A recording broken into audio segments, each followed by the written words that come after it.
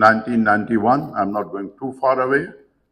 That was the first time UNDP released its report, Human Development Report, and now it's 2.6%, so they have come down to 1%. We have still the same growth rate of 2.5%. What it was in 1991, it has remained at the same level. We have made some improvements, but very little as compared to Bangladesh. For example, we have our economist sitting here. We have only achieved perhaps 50% or 47% increase in our per capita income, tremendous increase. But look at Bangladesh, which has gone up from $512 of per capita income. It's not PPP, not purchasing power, it's the real, and to 2,700 now. That miracle, I think, had happened due to the population growth rate, which has been arrested in Bangladesh, and we are still, we like to arrest people, but we don't like to arrest, the population. Look at other indicators related to human development. Infant mortality rate, my goodness. But our rate has declined 47% from 106 to 56. Bangladesh had a higher infant mortality rate, that is, children who would not reach their first birthday, which is 116 or about 10%, 11%. Now, just 2% or 22 per thousand. Some of us are sitting here, elderly people, several of us. Our life expectancy at birth has increased, but only 3 years during the last 30-some years. And Bangladesh has increased 15 years, from 57 to 72. And somebody has already talked about our ranking in the human development. It has gone, not up, it has gone down from 120 to 168, and Bangladesh has gone up from 145 to 135. That means they are doing better. What is next slide, please. I'll just say 2, 3, 4 slides, and then because demographers have a weakness, we cannot talk without numbers, okay? And so, basically, this slide, the reason I was showing that, because in 1970, Pakistan had an edge over Bangladesh. We had fewer people edge. Demographers, when they say their edge, means that they were ahead of us. 6 million more people there when they got independence, and by 1980s, we are more than them, little more than them. Now we are about 2025, according to the more recent UN figures, we are 65 million more than Bangladesh. And lo and behold, if our fertility rate comes down, then we will be 338 million. That's the latest figure we have worked out, but I don't think it will come down. So it may reach 350, 360, 380 million. And so we'll have almost 150 million more people than Bangladesh. So, it's amazing that the way the things have changed in the region, okay? Now, next slide, please. Quickly, all the countries in the region have shown that things can change. I could never imagine that Pakistan would be left behind by Bhutan and Nepal. And poor countries, nobody would give a damn to them. But Bangladesh was considered a basket case in 1970s, okay? Just look at them. I'm just finishing, so 2 more minutes. That where Sri Lanka was in 1980, we are there today, about 3.5 children per woman.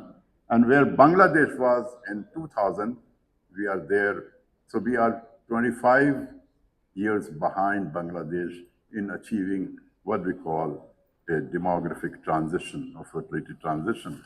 How they have done it quickly by increasing the contraceptive prevalence rate. Everybody asks me, what is the rate one should achieve? Those countries which have achieved 50% of married women using contraceptives, they can achieve a total fertility rate or average number of children born about two, which means they have replaced themselves, the woman and the husband. So that's an ideal situation, okay? Now we heard about, next slide please. We heard about Indonesia. Pakistan is going to become the largest Muslim countries by 2050. If we keep on growing that way, we'll exceed that of Indonesia, by the way. And finally, the final slide is about how our Muslim brethren or countries are doing in the Middle East and North Africa. All the countries have achieved 2 or below total fertility rate of, when I looked at Saudi Arabia, I was amazed that the average number of children born to women is 2.3 or about close to 2, at least more than 1 child less than Pakistan. They don't have any family planning program. They have educated their women, by the way. They don't have official family planning program. So what it is that, is there any way out? Is there any way to learn? Yes, there is a way to learn. What I say that culturally we are not very different than Bangladesh or many other South Asian countries. And so we have not followed the culture, the local culture. We have talked about Muslim countries. Oh, Islam is to blame. Well, you can blame anyone, you can blame anything. So, but it is not to do with our religion, because my research has shown, and several other people have shown, that Islam has nothing, it doesn't forbid, and we will hear about it, anything to do with contraception or use of contraception. So my take is that unless until we do many things, and I don't want to talk too much, it's all there in the paper which appeared in Dawn today, but I have few submissions, and those are that something has to be done with the insufficient resource allocation to the social sector. Everybody knows that. We have poor community engagement. We heard from Indonesia. Absence of outreach activities, which is very prevalent in Bangladesh, and as well as next door, Iran. Low male involvement in the program. Somebody was telling me, I said, just take it away from the government. Give it to the public-private partnership. Sindh has a very good example of public-private partnership in health, and they are doing a very good job. They could do the same thing in the family planning program. Because bureaucrats, very good, very efficient, but they come there for only a few months, few years, and then they move out. They have nothing at stake to see that the program works unless until it's given to the professionals to do the job, okay? And so removing bureaucratic obstacles is very important. Political support. I have not seen, with due apologies again, with the former chairman of the Senate, and there must be some parliamentarians sitting here. If they are not, it's very unfortunate that I have never read that a bill has been presented in the parliament, in either of the houses of the parliament, talking about how to move ahead with a new population policy. Iran did it. They passed a bill, the family law bill, in 1980s in the Majlis. So unless until we keep on, there have been a lot of talk here, there have been a lot of talks, that unless until we remove the hurdles, we are not going to move ahead. We are going to be there perhaps another 10 years or another 20 years, that things have not worked. And so I don't know what to say about it. I hope that I'm not there to see that Pakistan has 400 million people by 2050 or by 2047, maybe, when we celebrate our 100 years. But our younger generation sitting here, they have to do something about it. We need a revolution in the population field. Thank you very much, sir. All right. Thank you very much, Dr. Mahtab. Let me go back to our panelists and provoke them with some questions.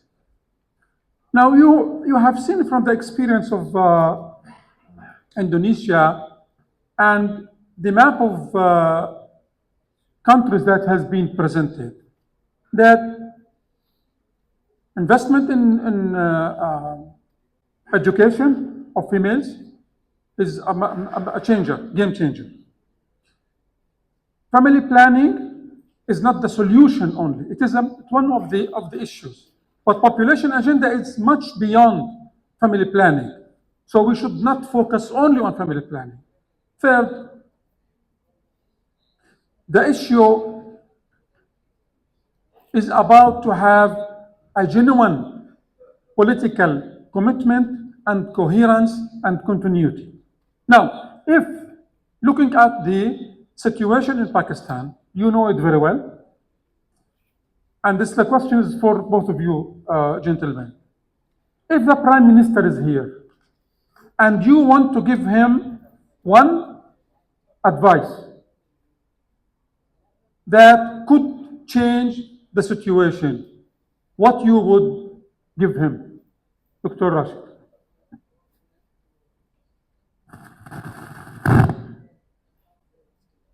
I think this has been said by many, and I only repeat.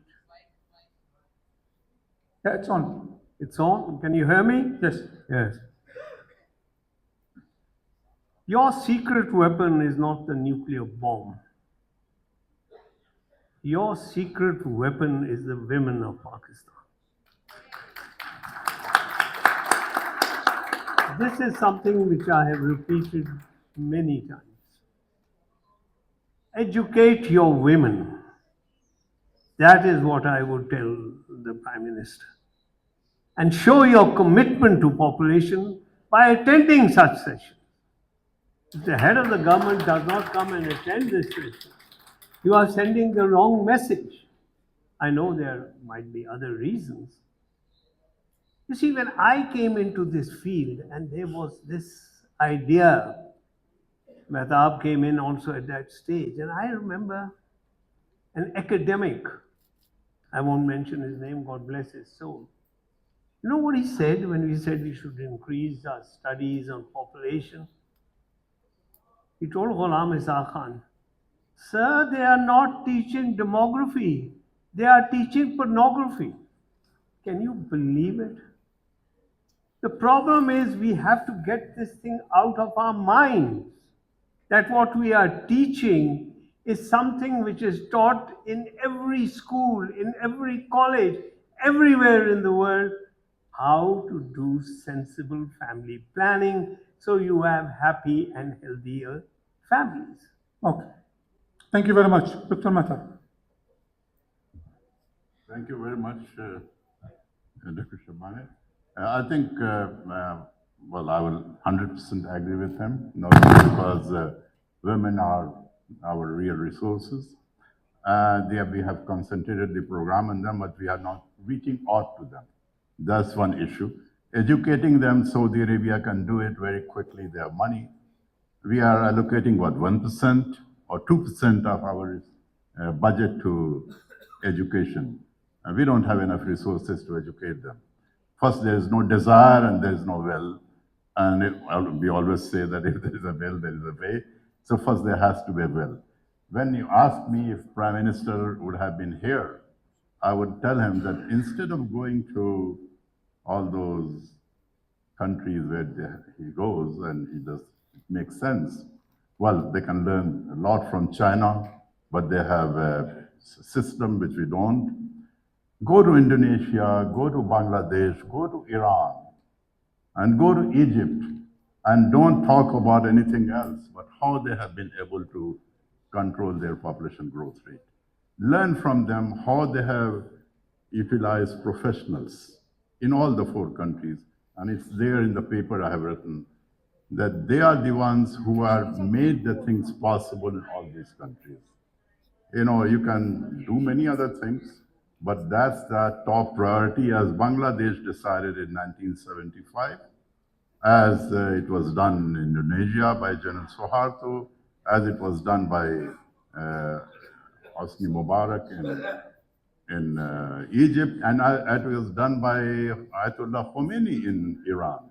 All of them, the top leaderships of the country, they made it a point that their messages reach out to the people, which our leadership is unable to do that. They have not done it, and as I said, that the only person who I recall was Muhtarma Benazir Bhutto Shahid, who did it after attending the conference in Cairo. So someone at that level has to do it. Yeah. There was a summit done by about 5 years ago, but we don't have any result of that. It was done at a very high level by the Supreme Court Chief Justice, but we don't have any result of that. As a matter of fact, we don't have anything, we are at the same level. So not only talks, but action is required. Thank you very much. Thank you very much. So, invest in women capacities and education. Speak. Political leadership has to speak. Habib Bourguiba used to speak in every single public speech about population. This is how they transform the population agenda. They gave me, I have 1 minute. So, if I to add to this, I would like to tell the Prime Minister, I hope that you can reduce the intensity of moving the high bureaucracy. Secretaries are moving and running from one place to another. This will not give the opportunity for people to put their vision and implement it.